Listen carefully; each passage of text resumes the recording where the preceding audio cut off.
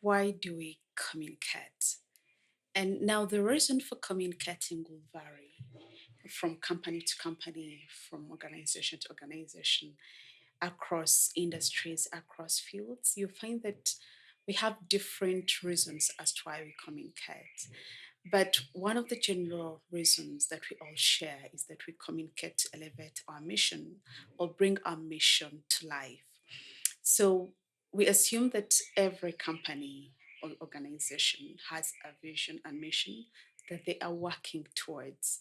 And for them to reach that mission and vision, there are different things that have to be in play, different skills, different personnel, different resources that vary depending on the company's or organization's goal. So we communicate, or communication comes in to help us reach those intended goals. And communication has different aims or different goals. So one of the main goal of communicating is to inform people. After you have your goals stated, after you have your mission stated, your communication team will come to help you elevate or build a brand presence, a brand identity in the minds of people. And they do that by informing people. So, in whatever approach we take, information will always be at the top of why we are communicating. We need people to know about us. We need people to know what we are doing. We need people to know why we are doing it.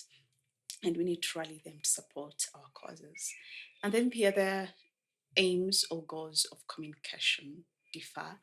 For example, you find that nonprofits often will choose to take a goal of inspiring. So their aim of communication is to inspire people because nonprofits, the way they gather resources is from donors, is from the goodwill of people. So they have to inspire people for those people to be interested in what they are doing and support it. Then you find that sometimes for businesses, they take often a marketing approach. So they'll persuade, their way of communicating will be to persuade people to buy their products or to buy into whatever it is that they are doing. Then also today we are communicating to entertain. Communication is varying across, and due to the fact that today we have different consumers that vary when it comes to age, when it comes to generation, we find that one model of communication no longer works.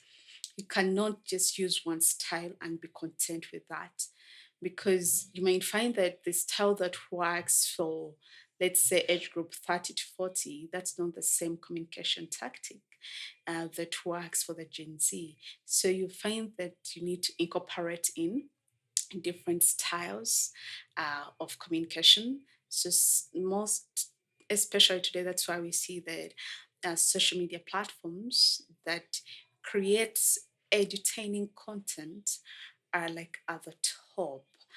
People are engaging with them so much. So we communicate for that as well, to entertain people.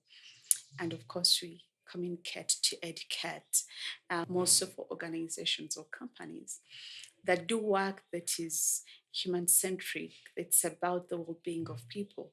They'll want to educate people, educate you in the choices to make, educate you when it comes to values, educate and educate. So there are different reasons really as to why organizations or companies communicate. And you get to find out by educating yourself on the mission of your company or the goals of your company, and the bigger picture. Sometimes the bigger picture is not written on paper, but the more you engage with your leadership and the more you interact with management, you can get to know what you're working towards, and then tailor your communication styles or formats, or the type of communication you choose. You can tailor it accordingly once you have the back information in mind.